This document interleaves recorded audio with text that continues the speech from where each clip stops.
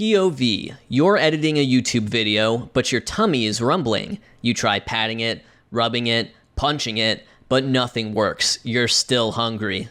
Thankfully, Factor Meals has you covered. You gaze at the variety of delicious, ready-to-eat meals in your fridge, and as you pop one in the microwave for 2 minutes, you nod, knowing Factor has taken the stress out of meal planning and sets you up for success. After petting the dog, you sit back at your desk with your herb-crusted chicken. It has 44 grams of protein because it's under the Protein Plus category, but Factor also has low-calorie keto and vegan options to meet your needs. With your tummy more than satisfied, it's time to get back to work. Head to Factor75.com or click the link below and use code FOOLISH50 to get 50% off your first Factor box and 20% off your next month's order.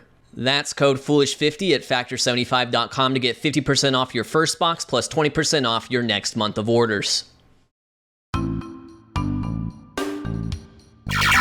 Stealing a base is an act of athleticism, but it's also a math problem. It can be achieved in 3.5, maybe 3.25 seconds. So, if the average catcher pop time, the time it takes to get the ball from the mitt to second base, is 2 seconds, a pitcher should try to deliver from the stretch in under 1.5 seconds in order to be competitive. This video essay poses the question, do you steal bases off the pitcher or the catcher? And I intend to answer that question rather than just let it be an attention-grabbing title and thumbnail. A nice definitive answer too, not one that takes 3 hours to get to and ends with, actually, it's a variety of factors. Well, I'll show you a variety of factors, pal. Because while the catcher's part of the throwdown represents the majority of those 3.5 seconds, I'm out to prove that the old adage about stealing bases off the pitcher is indeed correct.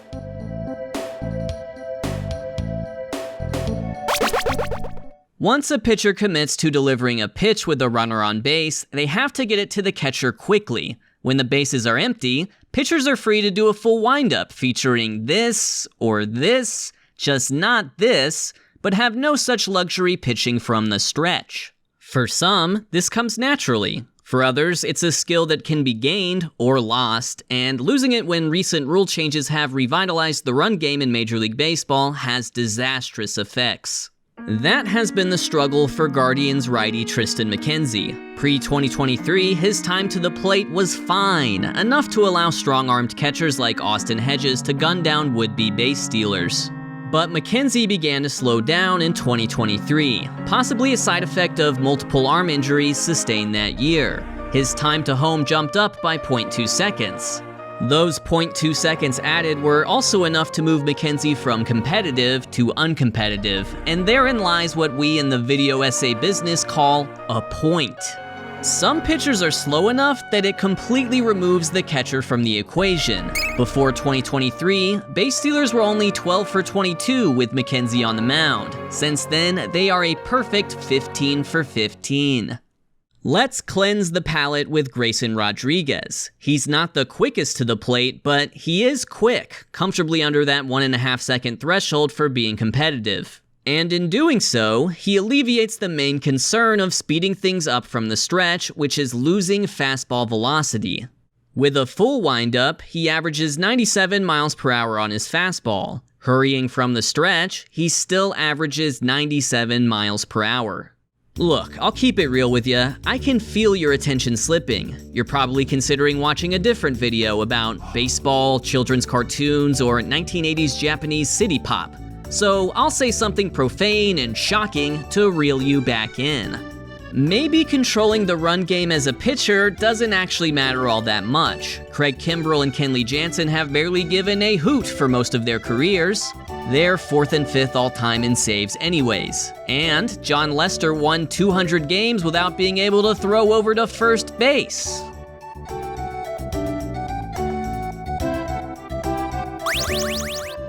That's right, the question in the title.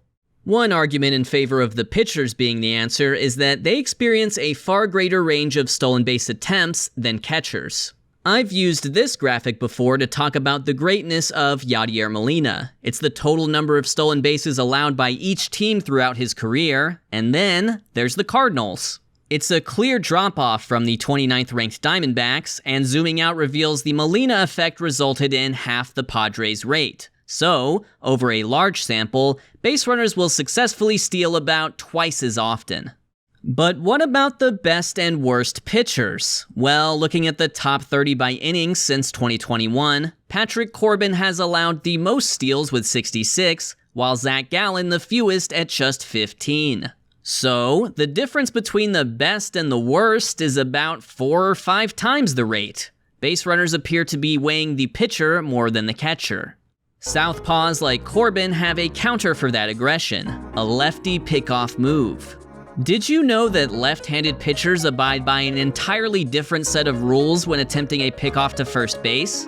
Righties have to get off the rubber, often doing a little jump spin to make it happen. Lefties can either step off the back of the rubber with their back left foot, or lift their front right leg and step towards first base for the pickoff rather than home for the pitch.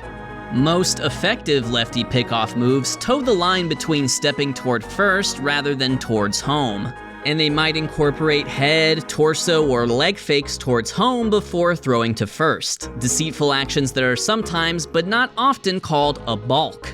I mean, seriously, look at the step direction here. How is that not a balk?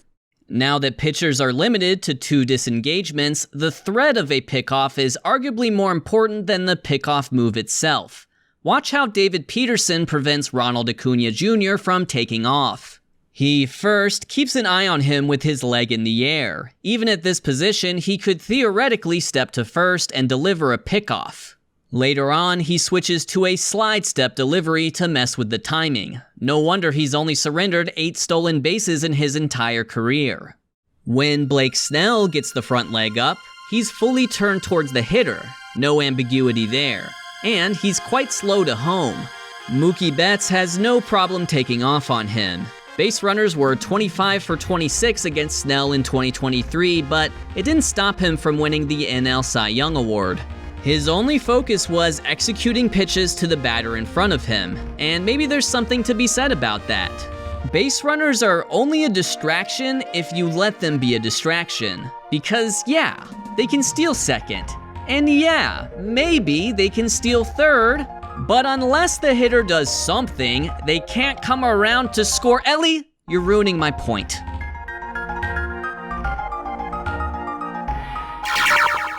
Well, you finally made it to the interesting section of the video. This is the bit you'll actually remember, and then you'll say, that was a good video because I liked this part.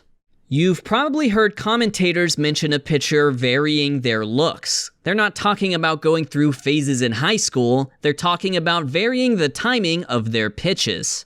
To understand what that looks like, here's what it doesn't look like. In this clip from 2023, Bo Bichette reaches first base, then gets to work studying Tyler Glasnow on the mound.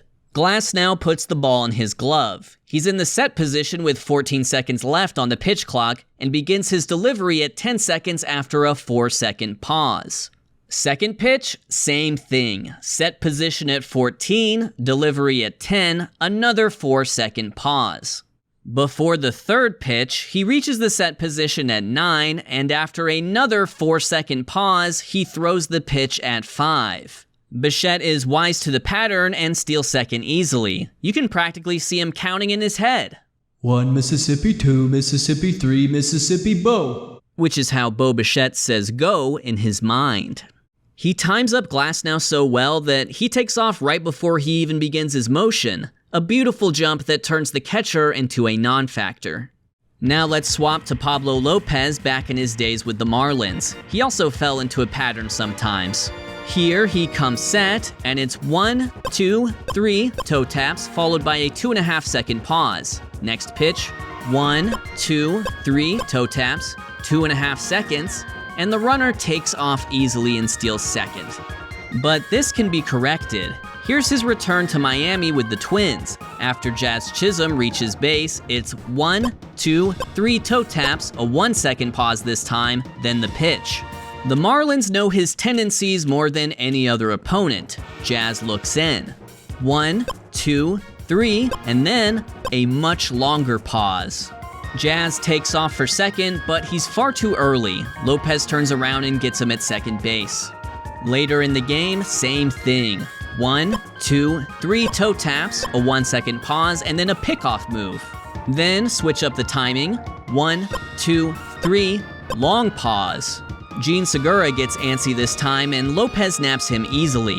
The Marlins thought they had the scouting intel, but the new Pablo Lopez is varying his looks. StatCast actually tracks elements of the pitcher run game, assigning bases advanced on the pitcher to complement their catcher metrics. Twin starters like Lopez, Sonny Gray, and Bailey Ober improved dramatically in this category post-rule changes. It appears Minnesota made controlling the run game an organizational priority for their pitchers and quickly went from being one of the worst to one of the best teams in that regard. For Pablo Lopez, it was varying the timing, but the main reason why pitchers dictate the run game is becoming clear. They can do more things.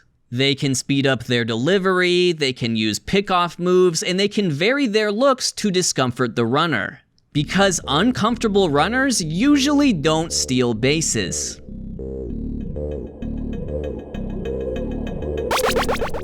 Which combination is more effective at preventing steals? A pitcher who is good at holding runners and a catcher who struggles to throw them out? Or the reverse, a pitcher who doesn't hold the runners and a catcher with a bazooka strapped to their shoulder? For this example, we'll use two batteries, Max Fried and Travis d'Arnaud of the Braves, and Aaron Nola and JT Realmuto of the Phillies. Fried and Realmuto scare base stealers. Nola and d'Arnaud, maybe not as much. Since 2021, runners attempt to steal on Nola and Realmuto about once every 12 innings. For Fried and d'Arnaud, it's about once every 20. Your Honor, I'm just a humble video essayist / microwavable meal salesman, but if these numbers are true, and they are, then base runners are picking on weak pitchers more than weak catchers. Preventing attempts in the first place is probably the best measure of run game impact. Teams and base stealers are smart. They won't go if they don't like their chances. And that's still true for the Yadier Molina graph. It wasn't so much about the base runners he threw out, it was about the base runners who were discouraged from going for it in the first place. But if the range of steal rates is greater among pitchers, then it could be argued that while the catcher's job is to throw out attempted base stealers on a handful of pitches, the pitcher gets to discourage the runner on every pitch, and thus influences the run game more. There's also a minimum amount of competency in controlling the run game needed to catch more so than to pitch, which actually works against the catchers in this case. Because if you can't get it to second base within a certain pop time, you can't catch in the big leagues, period. You'll get filtered out of the position. But pitchers can still succeed without a reliable pickoff move, without a quick delivery from the stretch, and without even varying their timing. If they can get the batter out, they can get the batter out. It's a demonstrably good skill to have, but it's not a requirement, and because that's the case, we see a wider variety of competency in pitchers than catchers, and as a result, runners will determine when they steal based on who is pitching, not as much who is catching.